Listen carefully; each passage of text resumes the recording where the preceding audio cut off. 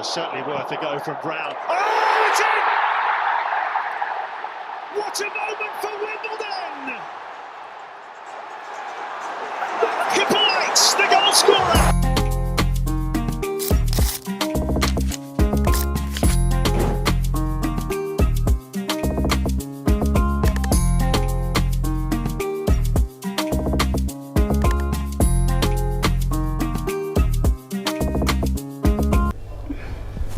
Hey, welcome back to another edition of Life Matters. It's been a while. I want to thank everybody for the kind comments regarding our episode with Dion, who I thought came across really honest. Today, I know it's cliche, I say this a lot, but somebody that I deeply care about, somebody again that I go back over 20 years now, Myles Hippolyte. Thank you for your time. Do you know what? These guys make me feel old, man, because my first interaction with Myles was like, how old are you? It'd been primary school days, so... Can you remember how old you were? Maybe like five. Yeah, so I said to Moss earlier, I said, I've known this guy since he was 4 years old. So yeah, great history. Myles navigated from the local area where we live to be a pro footballer. I'm eternally proud of the young man. Can I still call you young man? Yeah, I'll take young man. Yeah, you take young young man. That means I'm an old man. Proud of Myles' achievement. Comes from a beautiful family. I've known his mum for years as well. So I'm very proud without patronising him. And as usual, man, we're going to chew it up, talk about his career, what influences he's had, the resilience he's shown, and so on. So I'm going to stop talking, and it's about this man letting us know what it takes to be a pro footballer. Myles, where are we? Well, right now... Where are we physically right now? Where are we? Right now we're in Westway. This is where a lot of stuff happened. A lot of stuff was made. Myself was created. Yeah. This is literally across the road from where I live as well. What does it mean to you? The Westway Sports Centre is a huge sporting complex with a plethora of football pitches. Everything. It's got everything. What does this mean to you? This place is like the home of football for me. Where growing up, this is where I learned everything. Obviously, growing up, there wasn't Astro here the whole time, and we used to play on literally concrete. So I played there with my brothers, my cousins.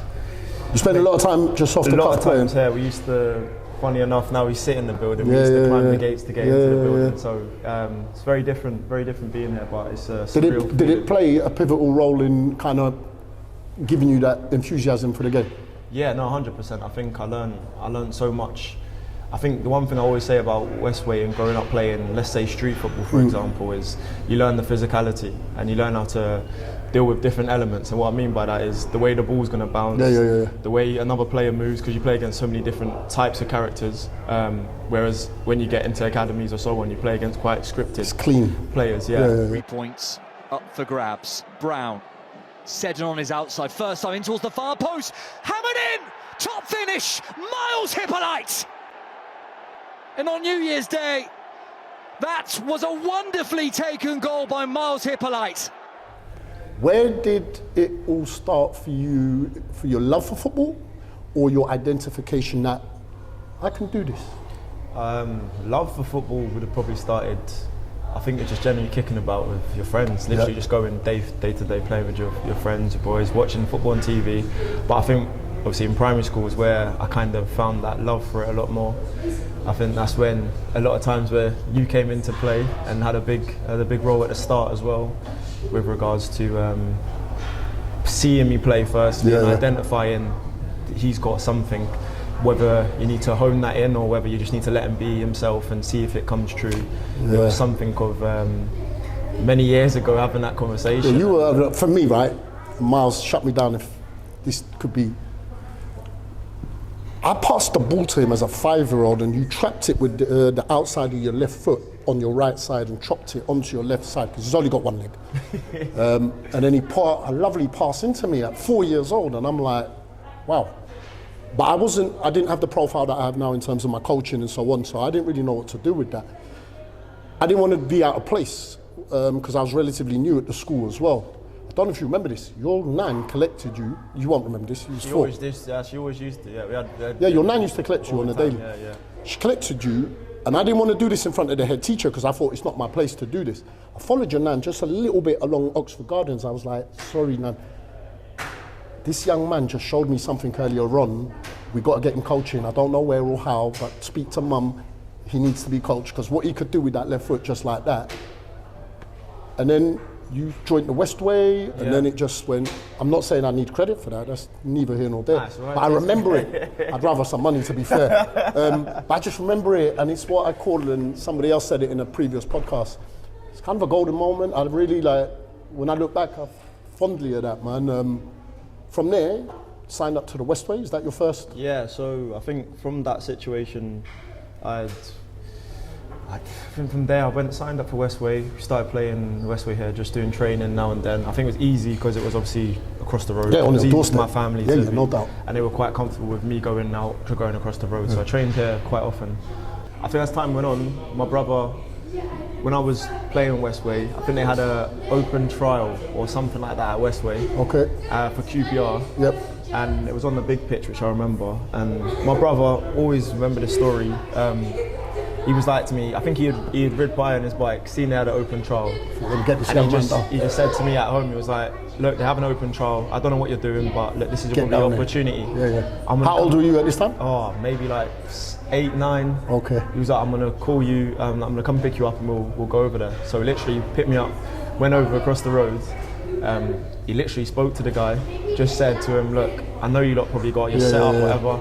You got to see him. But you got to see him. Like, this is my little brother. You realise how good he is. When did you know that you wanted to be a footballer? Probably from the time when I went to that first trial, and I realised, I've got the ability to play higher. How did it pan out? Ended up scoring in that. Scored a couple of goals. They ended up coming up to my brother and saying, we'll take him on trial. So your first port of call at a pro club was Queen's Park Rangers? Yeah, it was Queen's Park Keeping Rangers. it nice and local. First at the start, and then I've done a couple of weeks there.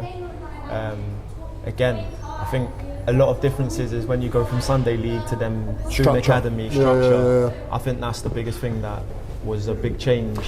For me, mentally, I think I was more used to getting up maybe 15 minutes before training and walking across the road and just go and train. Whereas now you had to prepare yourself, you had to get on a train, or your parents had to drive you there, then you had to turn off training like maybe 20, 30 minutes earlier. You maybe had to meet with the coaches, shake hands, whatever. So all of those type of things, that was a difference. Was that important to you, shake hands? Why did you say shake hands? That's quite a niche thing to, that's quite I think in our community, you just put out a ball and then you go and play with each other. Yeah, you don't really you might say cool. It's funny you say that, man, because yesterday I pulled 3 children in the session that I was doing, and they never came to shake my hands. And I'm a big believer, when you walk into this session, you're going to come and say hello to me, because I'm going to look after you for 2 hours. I'm going to make sure you're safe, but it's also my way of saying welcome. You're now under my supervision. Did you enjoy it? Was there any time where the training or the travelling on train and being organised became a chore? I think as I got older, I think I hated the fact of the travelling. Okay. I think I hated the travelling. I think the freedom was great. The freedom of being away from your family, maybe getting the train after school or whatever by yourself was good. But then I think the hardest part was maybe just those small adjustments when you finish training, you're tired. You kind of want to be just home straight away, or you want to be in a different environment, kind of thing. But one thing I did love was always the competition. There was players there. The sport. You could see there was sometimes players that were better standard. That inspired you? That inspired me because I always looked at it as like, I'm not been in this academy long enough, but I know what I'm good at and I know my ability. But was that ego? Ego, 1,000,000%. But I feel like you have good for owning that. You have to have that. I always use the word now. It's like you have to be slightly deluded. Positively deluded. You have to be deluded, and you have to follow this like sense of crazy belief that you're going to make it, but to make yourself get there. And that's how I looked at it, always from young even till now. I'll never lose that kind of mindset. I find it fascinating, and that's been echoed with a lot of people that we've spoken to, that they've almost cornered themselves into a corner where they're like, I've got to make it happen because I believe, you hate travelling. You hated that slight element of it. Younger, That's why he went to Scotland. Because it was only around the corner. I am fascinated with the amount of clubs you've played for in terms of showing the resilience to cope being isolated. Just a quick kind of follow through. Brentford picked you up. Yeah, so I had a good story about that. Is so I was in and out of academies from probably say at 11, Yep. I was in and out of academies. I went to a few different places. I went to Reading at one stage. Reading was good. I was actually enjoying the time at Reading. And then I think I was getting on my 3rd week, and I was leaving school obviously at like Tuesdays and Thursdays. Twyford? Twyford, Twyford? yeah, at 1 o'clock. So my mum was getting a bit anxious because she was like, well, you're leaving, you're going so far to go train, it's a lot. And so as like time kept going on and the years kept going on, I think she wanted me to be a bit more closer to home in the big scale of things, just for worry of kids and stuff like that. So mum just said to me, like, I think you need to get somewhere closer. Okay. I spoke to Robin at that stage. And I remember we came in here, obviously very different now. We came and sat in here, and I just said to Robin, I was like, look, I need to get into an academy. I need an academy that's closer. He was quite influential around here at that time. So I think he had a chat with a guy called Gabriel, who was coaching at, and a guy called Miguel Rios, who was coaching at Brentford at the time. And then they got me a trial, probably like, I think I spoke to them maybe on like the Sunday. They got me a trial on the Tuesday or Wednesday. And then it ended up, that's how the Brentford situation. Did they take you, from that trial they took you on? So I went, scholarship? I went there straight away, I went there, and this is probably like the highlight of me from very young. Okay. Went there on the Wednesday. So I had the first training night on the Wednesday. I think this was when it was kind of like off season, so you had training camps throughout the week. I done the Wednesday training session, and I remember I wore like bright clothes because I never had no kit there, so I wore some bright clothes, bright boots. And I remember Robin coming up. Did you stand out? He was like, good decision. Okay, but you better play well then. Yeah, so he was like, did you mean to have that? And I said, no. He was just like, well, it's a good decision you have because you stand out a lot more. And then obviously I went and done the training session. Had a very good training session. They come up after saying, like we're interested in him. Then it came Thursday. Then done the same thing on Thursday, came Friday. And I don't know what it was. I just had that feeling that this is my time. Went into the game, we had 3 different individual games, 20 minutes I think it was a piece, and I scored 2 in the first, 2 in the second, and then I scored 1 in the third. So I scored 5 goals. Did you feel like, Yeah, no, I don't know what it was about that day, and my dad was on the sideline, and I just remember, because my dad always calls me Zeno, so all I could hear him shouting Zeno, that was all I could hear him shouting. And then they came and spoke to me after the game and said, look, we want to sign you. How did that feel when you got that? It was good. It was a good feeling because it was a lot of relief. Yeah. Because I felt like, as much as I don't want to be in that position, I felt like that was my last stage for me. Did you feel that? Yeah. Cause I was felt that pressure? No, I wouldn't. Again, no pressure. It was more just the fact of like, you need to make it count now. So that's how my Brentford career started. So Huge. I then went from there and trained with them the following week, and then the biggest thing is you get your kit. Yeah. Wow. So I got small in like the scheme of things, but for massive, us, massive, it's like massive. So I got my Brentford kit. You get everything, and I think that day. See, that's the Grove in him, right? Where I got free kit, you know. The Grove in him. So I got it, and then I had that. I think I wore it that first day of getting it. I wore it throughout the whole day. I just chilled in it, slept in it, everything. It never quite materialised though at Brentford. To be fair, on the outside it looks like that a lot of the times, but my Brentford experience was very. To anyone that was at Brentford at the time and staff, they will say part and parcel different story at times. You know what I mean? Yeah. So when I had gone there, I didn't play with my age group. I played maybe 3 games with the under 16s, and I went straight to the under 18s. Okay. So now I go back to me playing the Sunday League with my Westway team, where I get up and I walk across the road. All sorts. Everything's different now. So I'm used to now travelling to, I think it was Hillingdon or somewhere like that at the time we were training, and sometimes at the Brentford training ground. But this is obviously 2 trains I'm getting or whatever as an individual going there. And obviously the Reading situation was I was travelling far to go somewhere. By yourself? And this is again by myself. And none of the boys were from my area. Yeah. So I'd been doing all these journeys, and I take it upon myself 100% now when I look back at it, is the lateness side of things was a big thing for me back then. I was just so used to that mechanic of just getting up and rolling down the stairs. Now it's like you have to be there on time. Gave you structure. Gave me structure, so I kind of developed that a bit more, but I wasn't at that professional stage where you're in an academy and you need to know everything. But yeah, I moved into that situation, played with under 18s. Darren Saul was the manager, under 18s manager, and I hit the ground running from the under 18s. Pretty much played every game with them. The manager was like loving me, but only thing again, slight lateness would creep in. I was maybe late to a game. And you're honest about that? Yeah, I was honest, and that was a frustration. What was the situation there? Was it fines, discipline? So obviously, would they tell your parents? So if I was under 18, I would have got fined. Yeah. But because I was under 16, you don't get fined. Don't get fined. So the match, would they let your parents know? You would get your parents. Okay. And that was one thing that they did do occasional times. And obviously I started getting better with it. But I think a lot of the times what was good, that maybe helped me a bit more, was my on the pitch. I'd go into a game and I'd score 2, and then it would be like, let's not give them a hard time. It's all right. It was that was kind of like a little bit of leeway. But as you get older, you realise the importance of that stuff when you now start getting into first team. Did you have an agent at that time? No, didn't. So never cared about agents. Never thought about having agents. Just was word of mouth between player and thing. But it was, like I said, my time at Brentford was fantastic. I enjoyed it. I had a great time there. When Darren, the under 18s manager that signed me, when he left, that's when everything changed. Another guy came in called John D'Souza, who came in, and that's where my career kind of went different. Southall. I went from being a consistent under 18s player, scoring week in, week out, pretty much top goal scorer, training on the brink with first team, and then to all of a sudden being now looked at as like, well. Did you have a conversation with somebody that actually broke your heart and said, "Look, it's not working out here"? That was the final. That was the final meeting that you have there. How did you feel? Tough. Because in life matters for us. Although we're celebrating your career, what we're actually celebrating is your resilience and your fortitude to continue going when somebody tells you you're not good enough. Yeah.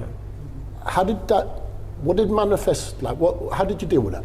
Well, that was the day when you have the parents, when you have your parents come in. So some people, on the day of the contracts, when they talk about you becoming a pro, if they're giving it to you, like in some situations, I had conversations before with the club and staff, their first team staff, saying that, we're looking forward to seeing you in 2020 this, because we're going to have you staying at the stadium and all this. So in my head, I was already building it up, building for the future at the club. So when we went to meetings day, I was confident enough because I felt this was going to be the day where my parents would be proud. So it wasn't the delusional aspect that you had about why you thought, "Now this is okay." It was more about what they were saying.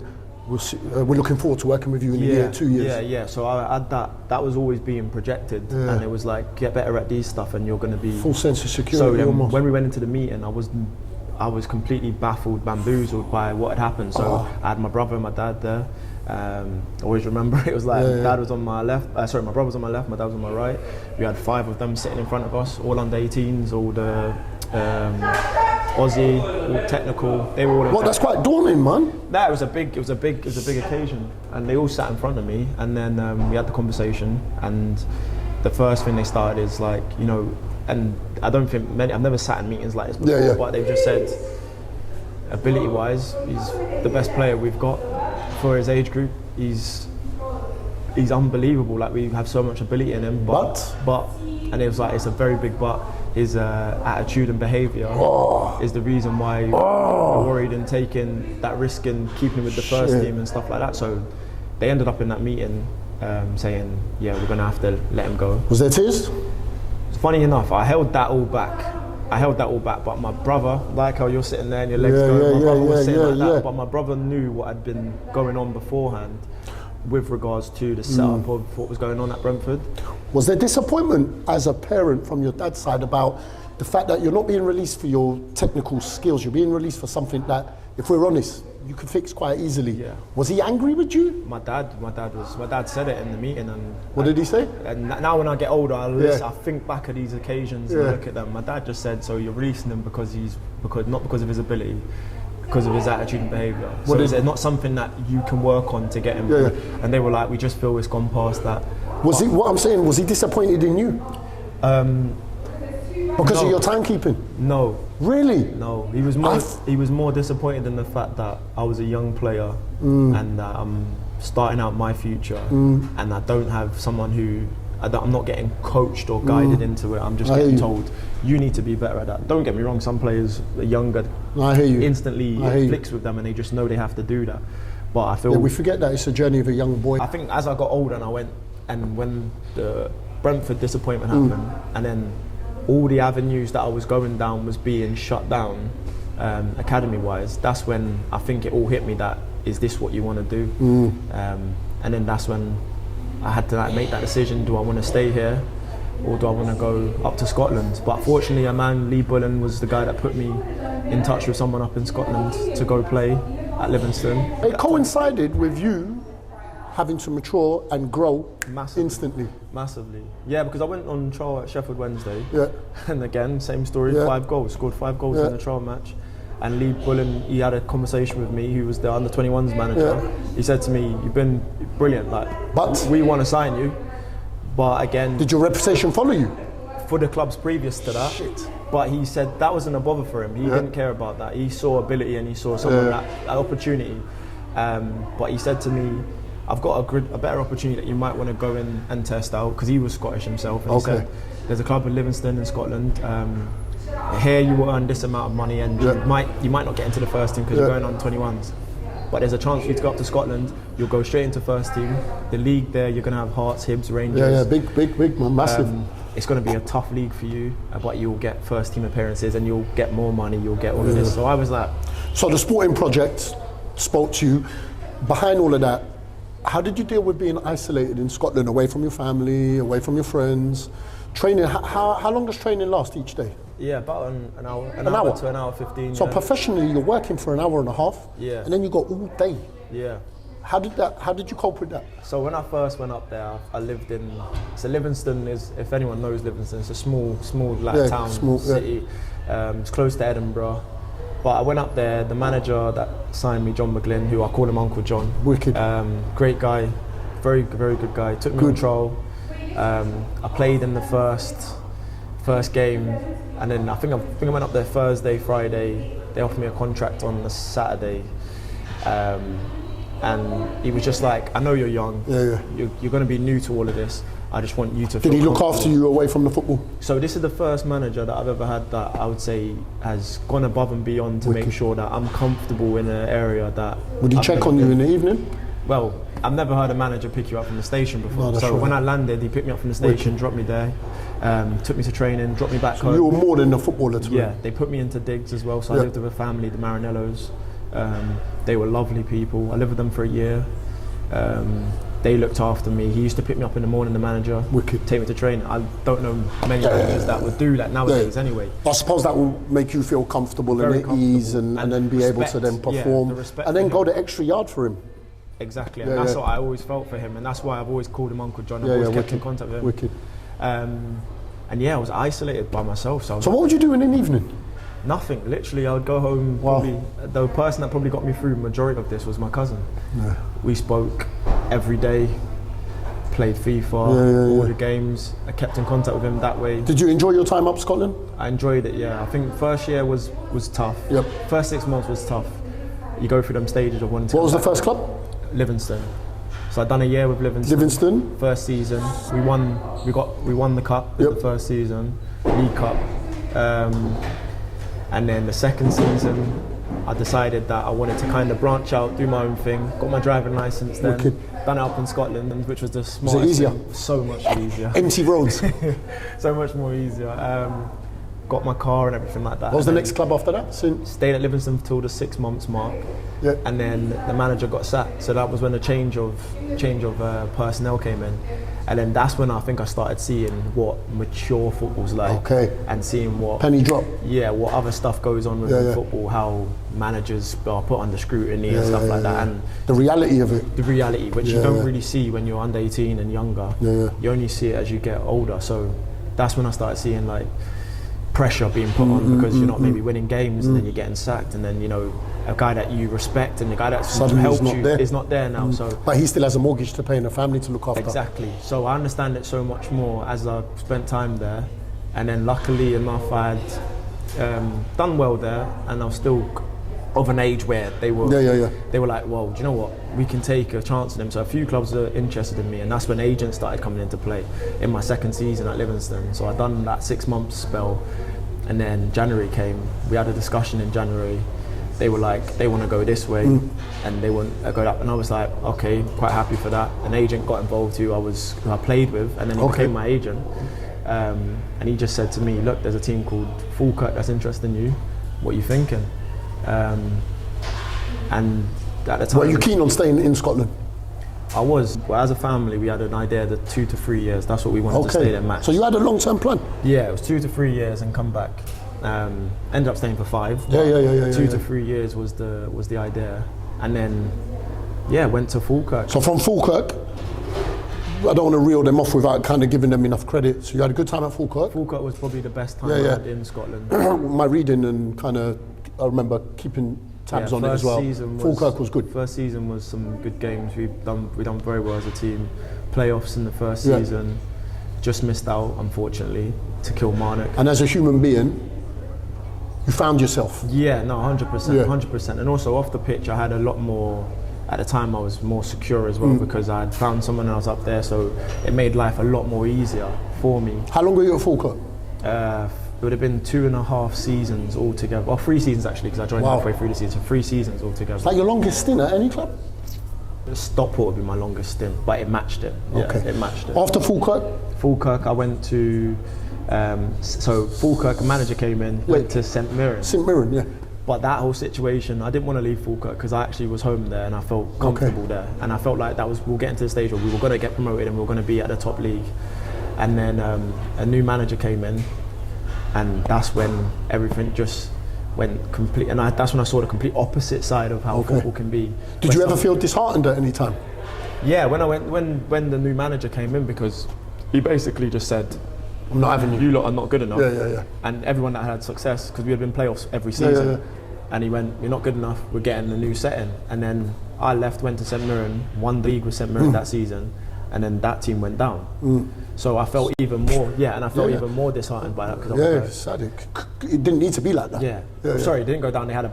They just missed out on relegation. Okay. So I still was struggling. That was a struggling season. Yeah, went to St Mirren. And then this is where you could see some situations could be very good and they could be bad. Went to St Mirren. A manager came in. The manager that signed me there, he said to me, "We're not signing you for now. We're signing you for next season in the Premiership. You're going to be a starter because we're losing one of the boys." And I think about 4 or 5 boys went that season. And then he brought in about, I think it was 3 or 4 players from the National League. So I kind of staggered till the end of end of that period of January. End of season, and then I seen the new boys come in. I seen the quality that he brought in. So I was like, right, okay, I'll find the club to go to. My agent at the time, he was very savvy with regards to money, and stuff like that. He managed to get another deal from a team called Dunfermline, who I have all respect for them, but at the time I didn't really want to go there because they were a rival of Falkirk. I had very good history. Is that tangible? Did you feel affiliation to Falkirk and so? 100%. Really? 100%, because I still lived in Falkirk as well. Yeah. So that rivalry was on your mind, like, I can't do this? Yeah, to a certain extent. And I find that interesting. And I didn't really want to go there because of that. Yeah. But at the same time, I was like, if I'm not playing here, you've got to look after yourself as well. And also, it just made sense at the time for me to leave because I wasn't playing. How many clubs in Scotland did you play for? 4 altogether, over 5 years, 4. So first club was Livingston, Falkirk, St Mirren, Dunfermline. And then went to Dunfermline. And the benefit of going to Dunfermline was they gave me a nice signing on fee, which also allowed me to get my first house up there. Wicked.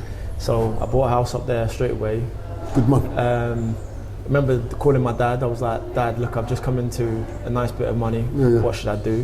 That's your dad's background? Yeah, architect, so he does all of that. So since I called him, the funniest thing he said, he went, "Right, go to your local estate agent or housing association. Just go to them and say, what house have you got available?" Well, your dad was proactive in saying, he said it this is what we need to do. As soon as it hit, he went straight away, go do that. So from Scotland down to... Where did you go after Scotland? Done a year at Dunfermline. Yep. Went into my second year, and then we had the discussion about. I think they kind of gathered I didn't want to do that. Yeah. And we had that discussion. I ended up leaving, and then that's where the hard part comes in, because then it's like, you've been up in Scotland for so long, how do you now make the transition to come down? And still be getting minutes. And also have a team that is in a good level where you can be... Was there cultural differences living in Scotland? Just before we wrap up Scotland. Massively. Cultural differences that you had to adjust to? Massively. I like? think there was like, one was food. Yeah. Be nice, yeah? One was the food.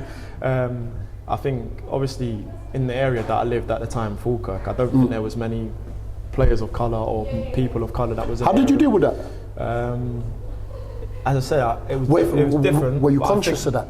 Yeah, but my background, obviously being where we're from, you meet so many different... Licorice, all sorts. You kind of just naturally be able to flow with people, and you don't find it hard mingling.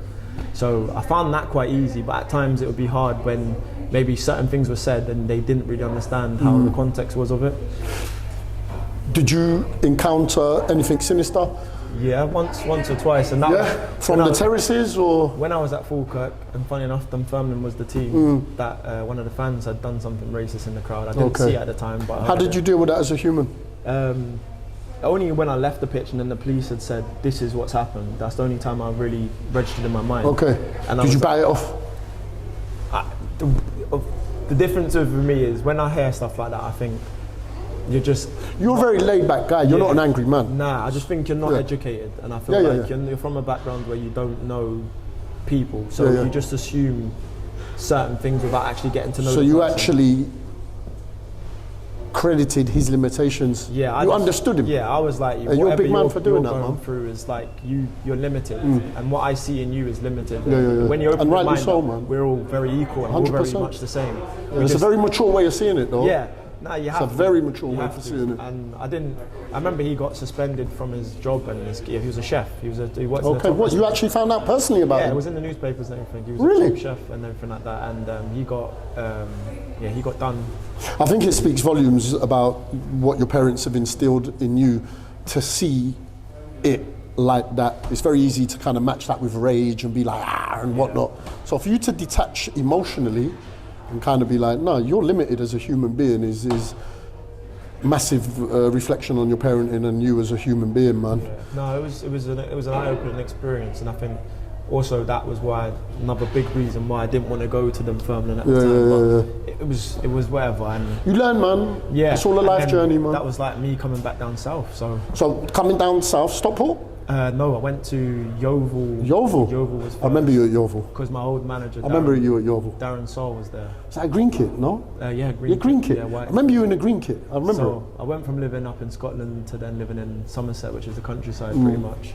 Funny accent, I'm not going to even try to do it. But last of the summer wine business. It was very different. But Enjoy it? I actually thought that was probably my most relaxed time I'd ever had in my career, because it was just, you were out of the way of everything. I'm fascinated, Myles, and I mean this, man. Like, how you deal with transition. We're going to fast forward from Brentford, Queen's Park Rangers to Brentford to Southall. Southall was alone, yeah. Southall, and then Scotland, four different clubs, come back down, Yeovil, then back up to Manchester kind of area.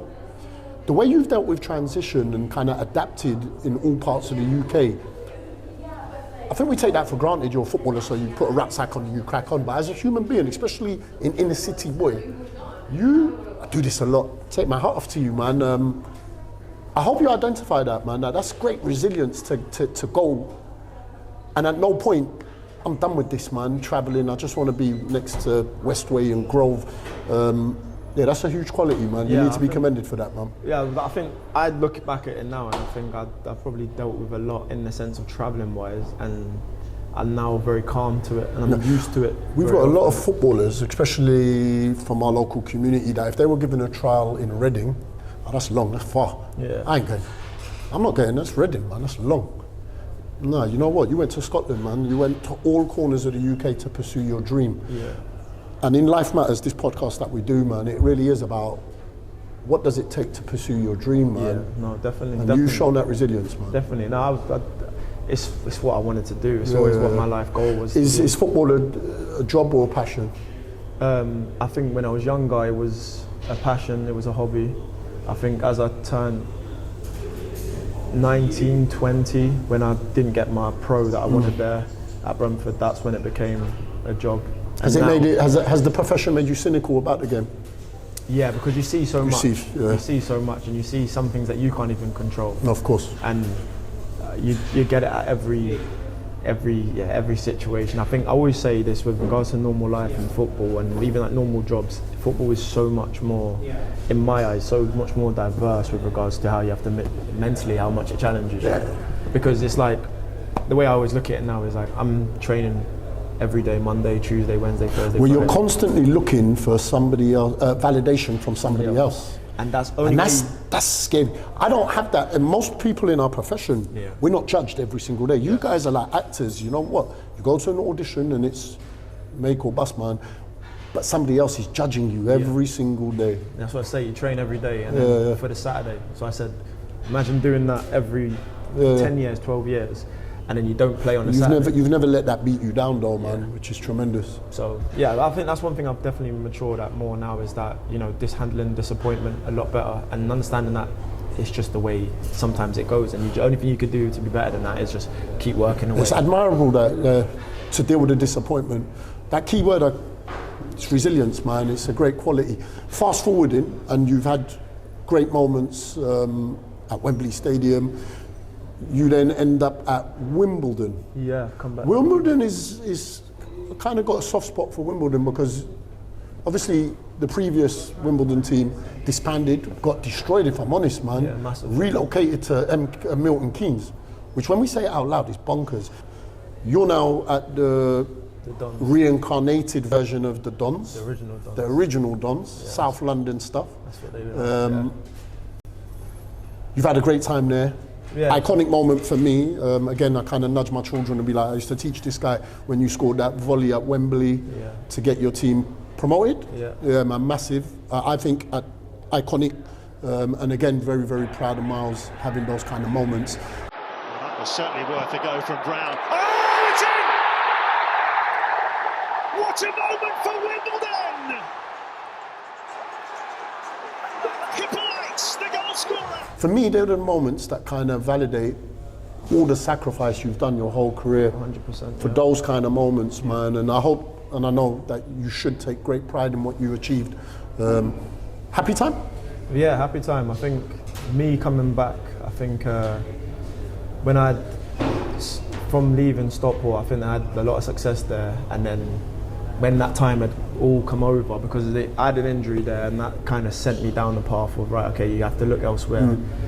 As they're a very progressive club, so once you get injured, it's like, we can replace you, or someone else is there to come in, and it's very hard to get back in. But when an opportunity came to come back down south, and also my mum as well had a big part in me coming back, it was just felt like the right decision. And I came back, I've sat down with them in the meeting, and we said straight away, I was like, we're going to get promoted this season. I said, I've come back here, I want to play, but I want to get promoted. I said... Oh, you were very clear with your ambitions. Yeah, no, I said from the jump, I said, we're going to get promoted. I sat down with them in the contract room, we were talking about it, I said, we'll get promoted. Wicked. And then, yeah, we got promoted, but the team's effort was fantastic that year as well. Good management. Good management at the time, and when we went through, we got the promotion, and then that was like a massive achievement, because I think at that stage not many people thought we were going to get it. But we managed to do it, and the success from it was just Now you should be very proud of that, man. This is the sign of the man, right?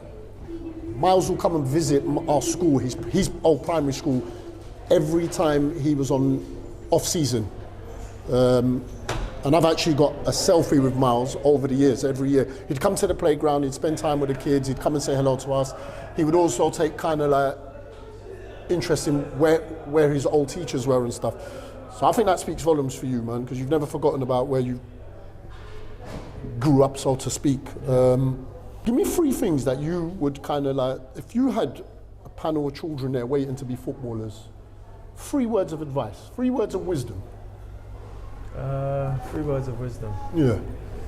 Enjoyment, 3 things I'll tell you. Enjoyment, I'll say, obviously punctuality is a big thing, but it's hard to tell that to little kids about punctuality. But I'd say, I was waiting for you to say that, because you learned that. Yeah, punctuality is a massive thing. I think. Present yourself the right way. Yeah, And I think the biggest thing nowadays that I've probably noticed is being well spoken.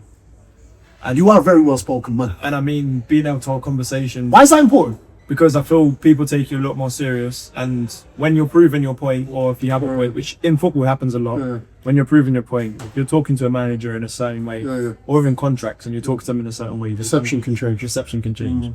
The sky's the limit, man. Look how far you've come. Without second guessing, you want to keep striving. You want to keep excelling and just move up. Without that, I think that this season, obviously, I'm at Wimbledon.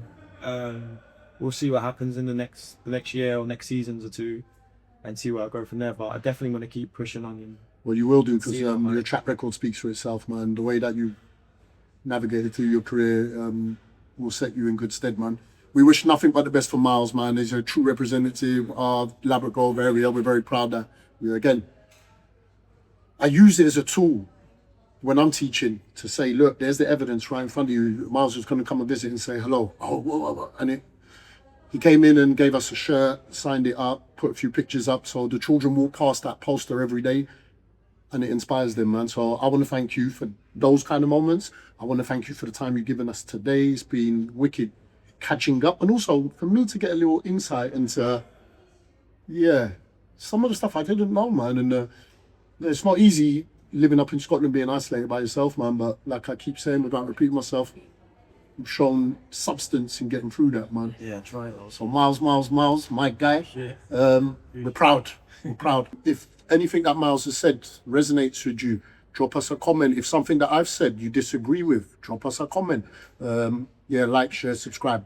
Myles, love your time. Thank you for doing what you're doing. Good looking kid. You know, when he comes into our school, all the teachers, who's that? Still looks good, innit? Love Myles, man. Ciao. Bye.